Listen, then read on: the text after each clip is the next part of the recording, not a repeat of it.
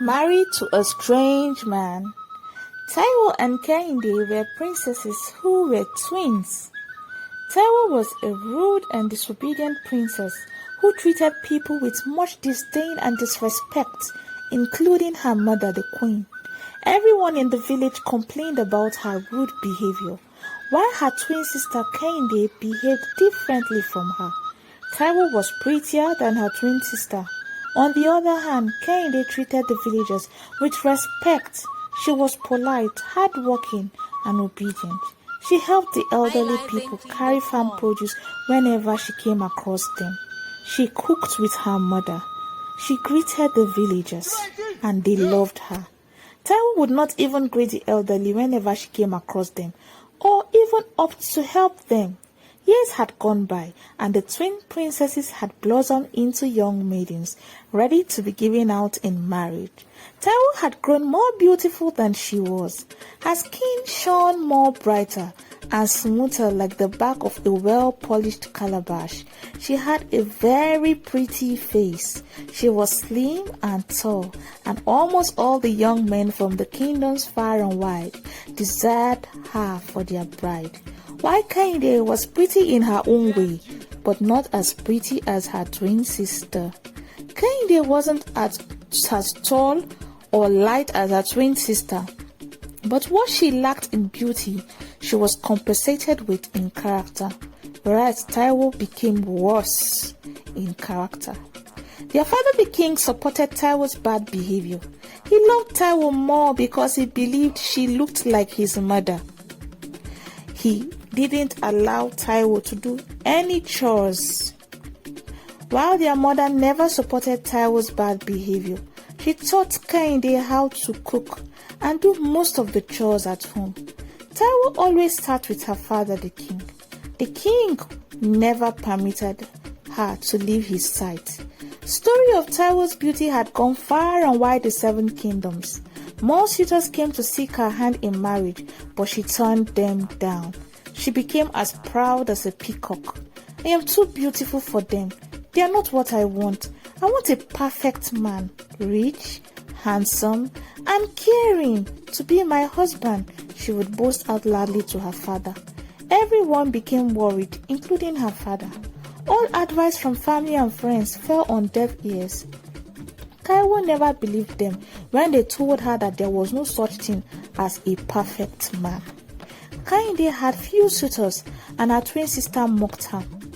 All the richly dressed young men from faraway kingdom would come to seek only Taiwo's hand in marriage, while only the young men from within the village sought Kehinde's hand in marriage, since they knew her character. This made Kehinde sad, but her mother was there to support and encourage her. Few months later, Kehinde got married to a very rich and well-known farmer who lived in her village. He was hardworking and he treated her nicely. Few years later, Kehinde gave birth to 2 children, while her twin sister Taiwo mocked her. You married a very short man. Ha ha ha. Taiwo kept declining proposals, even from princes of other kingdoms. She complained either about one thing or the other. I'm too beautiful for him. He is too short. He has a bald head. He is not rich enough, she would say in a rude manner.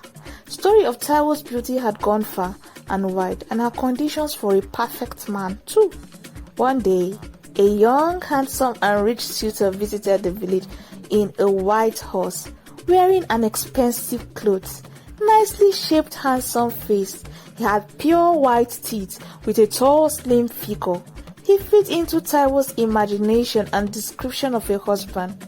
He looked perfect. He had 2 sets of dimples appearing on his cheeks whenever he smiled. He had a lot of jewelries made of gold, diamond, and precious stone. In fact, the villagers followed him to the palace while children sang at his horse. No one in the village had seen a white horse before. It was only afforded by the rich merchants from bigger cities. He had never seen such a handsome man before. Without much ado, Taiwo accepted to go with him as a wife. In fact, she fell in love with him immediately she saw him. All the other maidens envied her secretly. She is lucky, they thought. Please, stay with us at least for 4 or more nights so we can know him better, Taiwo's mother pleaded. But she refused to listen. Rather, she insisted they must go the next day. The king was pleased to know that the young man was a rich merchant who came from the neighboring village. He wanted his bride immediately. It didn't take him much time in paying off all that was needed for him according to the customs of the village. The journey took off amidst tears from parents. She received many gifts from her well-wishers. As the journey began, it became endless. Many nights passed, yet they had not arrived at their destination. Each time she asked how far the village was, he would reply that they would soon arrive. Very soon we will arrive. Days turned to weeks. They had passed many villages and rivers, yet they had not arrived. The princess was impatient and upset. Something was wrong somewhere. Who is this man? Thank you. To continue to the next episode, please, I would like you to subscribe and click on the notification bell. Coming up next, Married to a Strange Man, Part 2.